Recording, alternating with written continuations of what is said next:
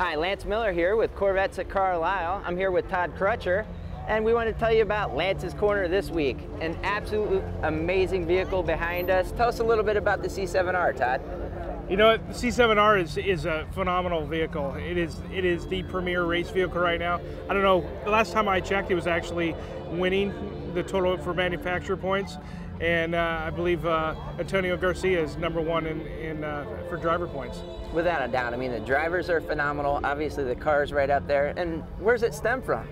Well, it's an awesome, obviously American-built machine that it's killing everybody. And what's great about it is I don't think anybody thought a vehicle of this caliber would be this great coming out of the box and just competing the way it is. And the neat thing about it is, obviously, the car that we drive today, the C7, it all stems from this. I mean, truly, they learn on the track. Yep.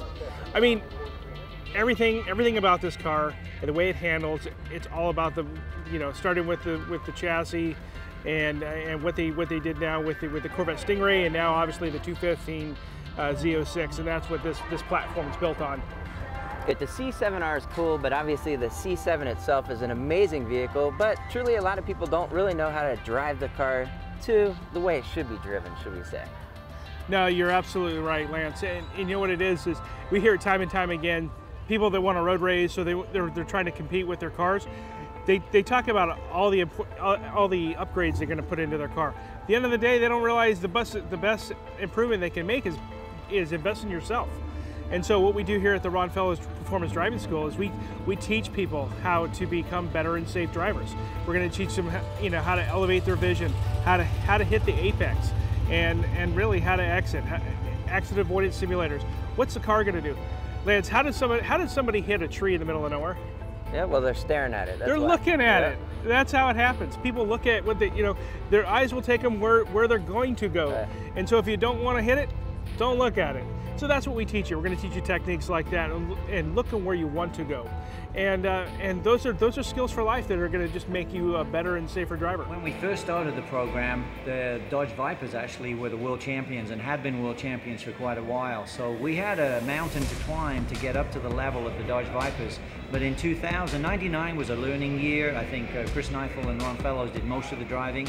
I was in the endurance races. Kelly Collins was in there. Scott Sharp was in there. John Heinrichs was in there. And I was lucky enough to continue on through into 2000. And we knew the Vipers were the goal.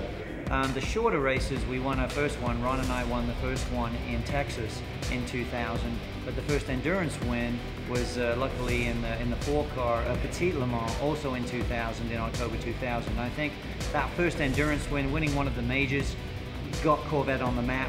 Winning the short race was great for Corvette. It was the first win, obviously. But winning the first endurance race, I'm very proud to have been part of that one. I think my name came up to the Corvette group because I was running with Porsche, and also I was known to Gary Claudio because I'd run with the Pontiacs some years before that.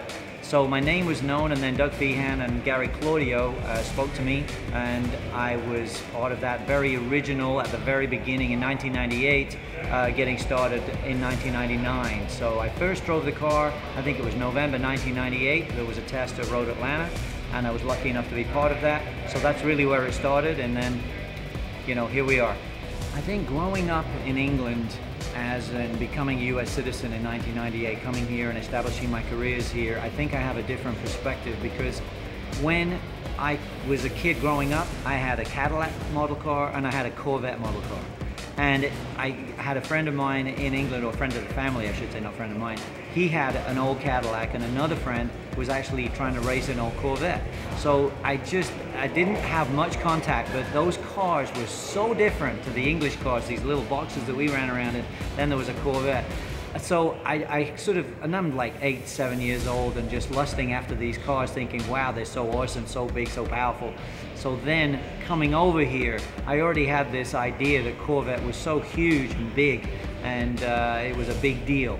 And so ultimately driving for Corvette, becoming a U.S. citizen and then driving for Corvette, I think made me very, very proud.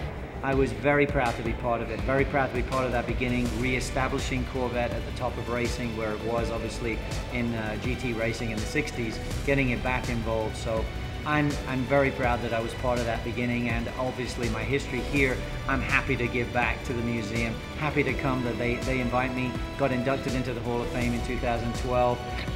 Really honored to be part of it, and I'm always happy to come back here. The people are so nice.